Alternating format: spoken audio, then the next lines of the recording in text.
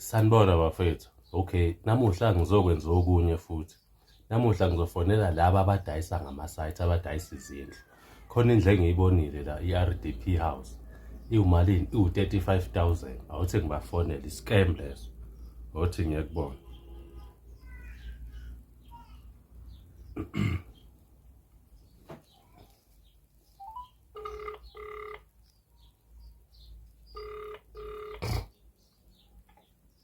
Hello? Yebo, sisi kunjani? Ngiyaphila bhuti njani? Ngiyaphila. Yazi ngike ngabona lapha ku-marketplace indlu edayisayo i-RDP House ne? Oh yeah, sithengisa ama-RDP houses.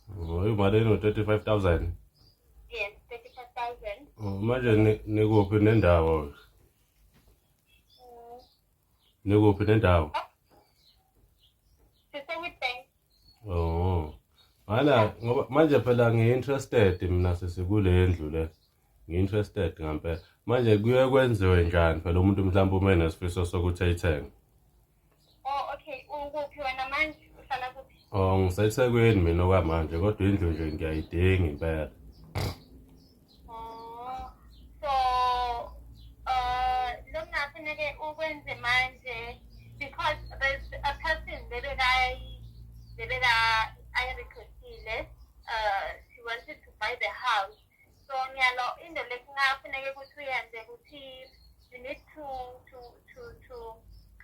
to pay i-deposit yale ndlu ukuze uyibambe because nalo muntu lo uyayifuna so ngiyalo ngibayi-two.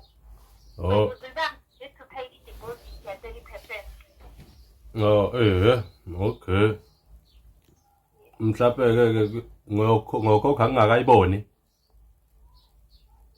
Yes, ngiyokuthola ama-pictures manje phakathi because lama-pictures owabonile angaphandle ngizokushuthela then when I need to pay deposit then ngikubhalela yonke into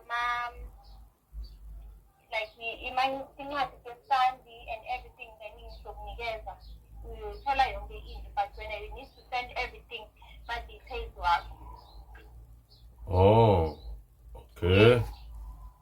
Mina fanele ngisende lo 30% lo and then-ke ngiyibambe le ndlela then 30% yonke into uyoyithola iyoba ngakubo. Mara you need to send sikunikeza yonke into maphepha endlu then iyoba iyakho. But kuze angayithathi lo omunye umuntu you need to pay the 30%. Oh. Yes. Indlu nje kuzobe sokuyami ngo-35,000. Inamakamera amangaki vele? I-RDP inamakamera amangaki? Iba o-4 room eh? 4 room, 4 room or 2 room? Oh, hey. Yes. Wena nje ngiyalo sekwenzela amaphepha yonke into you send your details siyahamba mangifika lapho we change everything. Oh, mina ngikhuluma nobani? Ukhuluma nomcebo Andile. Oh. Ay. Oh, okay. Mana, buka. Wesisi. Yes. Ngilalela. Yes. Kanjena nje ususho ukuthi nje sengingavele ngikhokhela indlu nje ngingakayiboni. Ungazongidakela wena, i-scam wena. Wazonya wena. Hawu. Sho ukuthi sengingakhokhela indlu ngingayiboni lungazosangana wena. Hawu, nihambe ne-scam abantu la nithi nidayisa ngamasayithi. Hawu, ungazongisanganela wena. Hawu. Uyi-scam wena konje utheni kuphi nendawo? Uyi-scam wena, ngicela ungisendele i-location.